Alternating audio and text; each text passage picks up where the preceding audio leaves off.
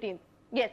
All right, Arzu, I'd request you to stay on with us as we'll require your inputs for this other story that we're tracking. In more developments coming in, the additional commissioner of CGST, Delhi South Commissionerate, has imposed the penalty of nearly rupees 59 crore on the airline for the financial year 2020-2021. In a filing to the BSE, Indigo said that the department has raised the GST demand along with the penalty.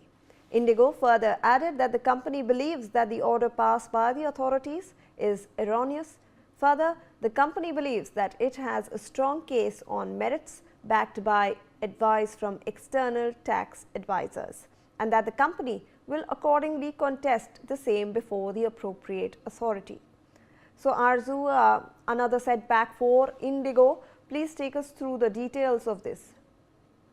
Well, yes, in fresh trouble for India's largest airline, Indigo's informed the stock exchange that a penalty of nearly 59 crore linked to the goods and service tax (GST) has been imposed on the domestic carrier. Or also, according to the filing issued on the 12th December, the airline said that the additional commissioner of CGST, Delhi South Commissionerate, have imposed a fine of nearly 59 crores in the the financial year 2020 to 2021. The department has raised the GST demand along with the penalty. This is what the Indigo noted. So definitely the problems for the Indigo is not getting less. The latest development comes amid the significant disruptions in Indigo operation, including hundreds of flight cancellation and delay over the past few days,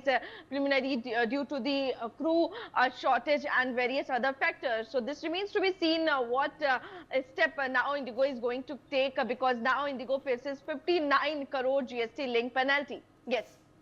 Absolutely. Thank you so much, Arzu, for all those updates on those various stories. We're shifting focus now